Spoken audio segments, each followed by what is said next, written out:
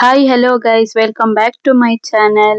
ಇವತ್ತು ಭಾನುವಾರದ ಸ್ಪೆಷಲ್ ನಮ್ಮ ಮನೆಯಲ್ಲಿ ಮೀನ್ ಸಾರು ಆಮೇಲೆ ಸಾರ್ಡಿನ್ ಫಿಶ್ ತವಾ ಫ್ರೈ ಮಾಡೋಣ ಅಂತ ಅನ್ಕೊಂಡಿದ್ವಿ. ಮೀನು ಇವಾಗ ಮಳೆಗಾಲದಲ್ಲಿ ಮೀನ್ ಸ್ವಲ್ಪ ಕಡಿಮೆ ಸಿಗುತ್ತೆ, ಅಂದ್ರೆ ಅಷ್ಟು ಫ್ರೆಶ್ ಆಗಿರೋ ಮೀನುಗಳು ಸಿಗೋದಿಲ್ಲ.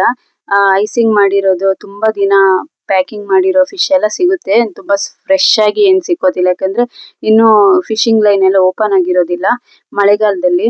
ಸೊ ಆದ್ರಿಂದ ನಾವು ಅವತ್ತು ಫಿಶ್ ತಂದಿದ್ವಿ. ಆ ಫಿಶ್ ಅಷ್ಟು ಒಂಥರ ಹೇಳುವಷ್ಟು ಚೆನ್ನಾಗಿರ್ಲಿಲ್ಲ.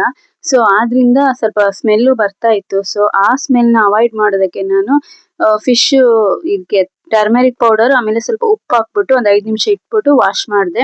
ನೀವೇನಾದ್ರೂ ಮನೆಯಲ್ಲಿ ತಂದಿರೋ ಫಿಶ್ ಚೆನ್ನಾಗಿಲ್ಲ ಅಥವಾ ಸ್ವಲ್ಪ ಸ್ಮೆಲ್ ಹೊಡಿತಾ ಇದೆ, ಅಷ್ಟೇನು ನಿಮ್ಗೆ ಗೊತ್ತಾಗುತ್ತೆ ಅಲ್ವಾ, ನೋಡಿದ ತಕ್ಷಣನೇ ಚೆನ್ನಾಗಿಲ್ಲ ಅಂತ ಅನ್ಸ್ಬಿಟ್ರೆ ನೀವು ಈ ತರಾನೇ ಮಾಡಿ. ಸ್ವಲ್ಪ ಅರ್ಶಿನ ಆಮೇಲೆ ಉಪ್ಪು ಹಾಕ್ಬಿಟ್ಟು ಒಂದ್ 5 ನಿಮಿಷ ಇಟ್ಬಿಡಿ. ಇದೆಲ್ಲ ಹೋಗ್ಬಿಡುತ್ತೆ, ಫಿಶ್ ಉಪ್ಪು ಎಲ್ಲ ಹಿಡ್ಬಿಟ್ಟು ಚೆನ್ನಾಗಿ ಟೇಸ್ಟ್ ಬರುತ್ತೆ. ಚೆನ್ನಾಗಿ ವಾಶ್ ಮಾಡ್ಬಿಟ್ಟು ಸಾಂಬಾರ್ಗೆ ಹಾಕಿ ತುಂಬಾ ಟೇಸ್ಟ್ ಬರುತ್ತೆ. ನಾವು ರೆಗ್ಯುಲರ್ ಆಗಿ ಮಾಡೋಕ್ಕಿಂತ ಚೆನ್ನಾಗಿ ಬರುತ್ತೆ. ನೀವು ಹೀಗೆ ಟ್ರೈ ಮಾಡಿ.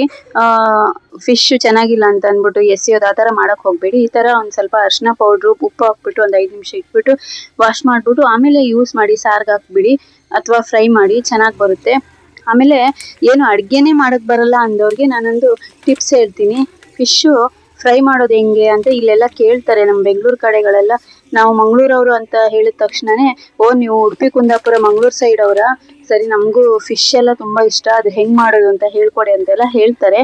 ಬಟ್ ನಾವು ಅವ್ರಿಗೆ ಅದು ಎಕ್ಸ್ಪ್ಲೈನ್ ಮಾಡಿದ್ರೆ ಅವ್ರಿಗೆ ಅಷ್ಟು ಅದು ಇದಾಗೋದಿಲ್ಲ, ಏನು ಅವ್ರಿಗೆ ಅರ್ಥ ಆಗೋದಿಲ್ಲ. ಸೊ ನಾನು ಇವಾಗ ನಿಮ್ಗೆ ಹೇಳ್ತೀನಿ, ಏನು ಅಡ್ಗೆನೇ ನಿಮ್ಗೆ ಬರೋದಿಲ್ಲ ಅಥವಾ ನಿಮ್ಗೆ ಅದ್ರ ಬಗ್ಗೆ ಐಡಿಯಾನೇ ಇಲ್ಲ ಅನ್ನೋರು ಅಂಗಡಿಯಿಂದ ಫಿಶ್ ಕ್ಲೀನ್ ಮಾಡ್ಕೊಂಡು ತಗೊಂಡ್ ಬಂದು ಮನೆಗೆ ತಂದು ಒಂದು red chilli powder, turmeric powder, ಆಮೇಲೆ ವಿನಿಗರ್ ಇದ್ರೆ ವಿನಿಗರ್, ಇಲ್ಲಾಂದ್ರೆ ಲೆಮನ್, ಇಲ್ಲಾಂದ್ರೆ ಹುಣಸೆ ಹಣ್ಣಿನ ನೀರು, ಇಷ್ಟೇ ಹಾಕಿ ಉಪ್ಪು ಹಾಕಿ ಮೀನ್ಗೆ ಮಸಾಲ ಪೇಸ್ಟ್ ತರ ಮಾಡ್ಬಿಟ್ಟು ಆ ಮೀನ್ ತಾಗ್ಸಿ ಅದನ್ನೇ ನೀವು ತವಾ ಫ್ರೈ ಮಾಡ್ಬೋದು ಅಥವಾ ಡೀಪ್ ಆಗಿ ಫ್ರೈ ಮಾಡ್ಬೋದು.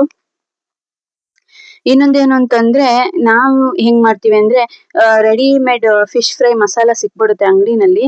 ಸೊ ಅರ್ಜೆಂಟ್ಗಾದ್ರೆ ಅದೇ ತರಾನೇ ಮಾಡೋದು. ಹೋಮ್ ಮೇಡ್ ಆಗಿ ಮಸಾಲ ಪ್ರಿಪೇರ್ ಮಾಡೋದಿಲ್ಲ, ಅಂದ್ರೆ ಟೈಮ್ ಇದ್ದಾಗ ಮಾಡ್ತೀವಿ. ಟೈಮ್ ಇಲ್ಲ ಅಂತ ಹೇಳಿದಾಗ ನಾವು ರೆಡಿಮೇಡ್ ಫಿಶ್ ಪ್ಯಾಕೆಟ್ ಸಿಗುತ್ತೆ ಫ್ರೈದು, ಸೊ ಅದನ್ನೇ ಯೂಸ್ ಮಾಡ್ತೀವಿ.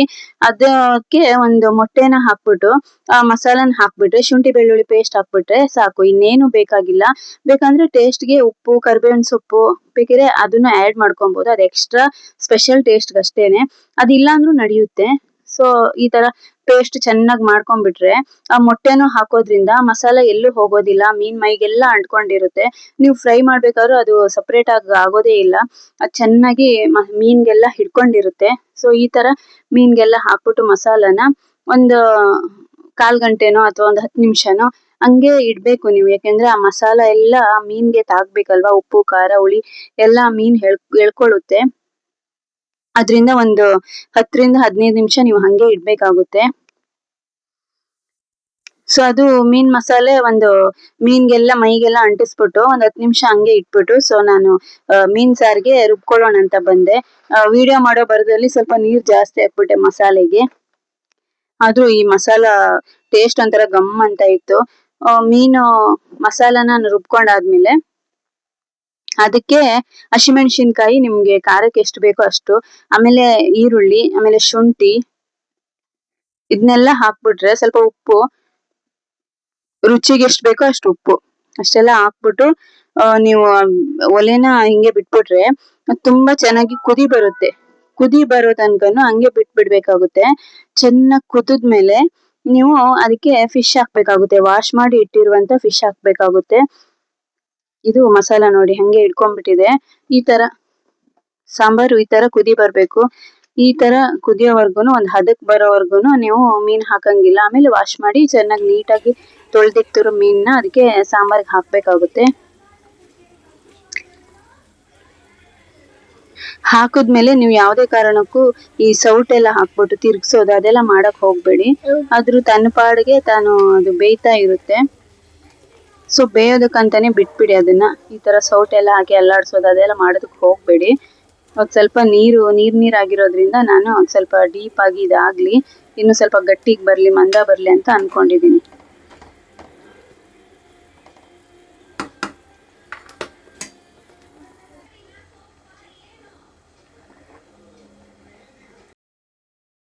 ಹಾಯ್ ಗೈಸ್, ಇವತ್ತು ನಾವು ಅಕ್ಕಿ ರೊಟ್ಟಿ ಮಾಡಿದ್ವಿ.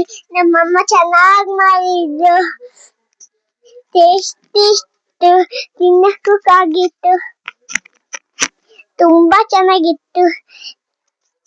ನೀವು ಟ್ರೈ ಮಾಡಿ guys. Okay bye, see you, ನಾಳೆ ಸಿಗೋಣ. ಈ ತರ ಚೆನ್ನಾಗಿ ಕುದಿ ಬರಬೇಕು. ಕುದಿ ಬಂದ್ರೆ ಒಂದು ಹದಕ್ಕೆ ಬಂದ್ರೆ ಇದು ಆಯ್ತು, ರೆಡಿ ಆಯ್ತು ಅಂತ ಅರ್ಥ. ಸೊ ಇದು ರೆಡಿ ಆದ್ಮೇಲೆ ನಾನು ಇನ್ನೇನು ಮಾಡಿದೆ, ಫಿಶ್ನ ನಾವು ಇನ್ನೊಂದು 5-10 ನಿಮಿಷ ಎತ್ತಿಟ್ಟಿರೋದು ಫ್ರೈಗೆ ಅಂತಾನೆ ಮಸಾಲ ಹಾಕಿ ಇಟ್ಟಿರೋ ಫಿಶ್ನ ತವಾ ಫ್ರೈ ಮಾಡೋಣ ಅಂತ ಅನ್ಕೊಂಡೆ. ಆಮೇಲೆ ತವಾ ಫ್ರೈ ಹೇಗಿದ್ರು ಟೈಮ್ ಆಗೋಯ್ತು, ಇನ್ನೇನು ಲೇಟ್ ಆಗ್ಬಿಡುತ್ತೆ ಅಂತ ಅಂದ್ಬಿಟ್ಟು ಹಂಗೆ ಡೀಪಾಗಿ ಫ್ರೈ ಮಾಡಿದೆ. ಡೀಪ್ ಫ್ರೈ ಮಾಡೋದ್ರಿಂದ ತುಂಬ ರೋಸ್ಟ್ ಆಗಿರುತ್ತೆ, ಆಮೇಲೆ ತಿನ್ನೋದಕ್ಕೂ ಚೆನ್ನಾಗಿ ಚಕ್ಲಿ ತಿನ್ನಂಗೆ ಕುರುಮ್ ಅನ್ನುತ್ತೆ, ಅಷ್ಟು ಚೆನ್ನಾಗಿರುತ್ತೆ. ಸೊ ಈ ಥರ ಡೀಪ್ ಫ್ರೈ ಮಾಡಿದೆ. ಸ್ವಲ್ಪ ರವೆ ಹಾಕಿದ್ರೆ ಸ್ವಲ್ಪ ಟೇಸ್ಟು ಇನ್ನೂ ರೋಸ್ಟ್ ಆಗಿ ಚೆನ್ನಾಗಿರುತ್ತೆ ಫಿಶ್ಗೆ. ಸೊ ಈ ಥರ ಡೀಪ್ ಫ್ರೈ ಮಾಡಿ ಮಸಾಲ ಹಾಕಿ, ಬೇಕಿದ್ರೆ ನೀವು ಖಾರ ಬೇಡ ಹಂಗೆ ತಿಂತೀವಿ ಅನ್ನೋರಿದ್ರೆ ಹಾಗೇನೆ ನೀವು ಅದನ್ನು ಮಾಡಿಕೊಂಡು ತಿನ್ಬೋದು. ಈ ಥರ ಫಿಶ್ ಫ್ರೈ ರೆಡಿ ಆಯಿತು. ಹಂಗೂ ಹಿಂಗೂ 9:30 ಆಗೋಯ್ತು, ಇನ್ನೇನು ಊಟ ಮಾಡೋದು. ಸೊ ಡೀಪ್ ಫ್ರೈನು ನಮ್ಮದು ರೆಡಿ ಆಯಿತು.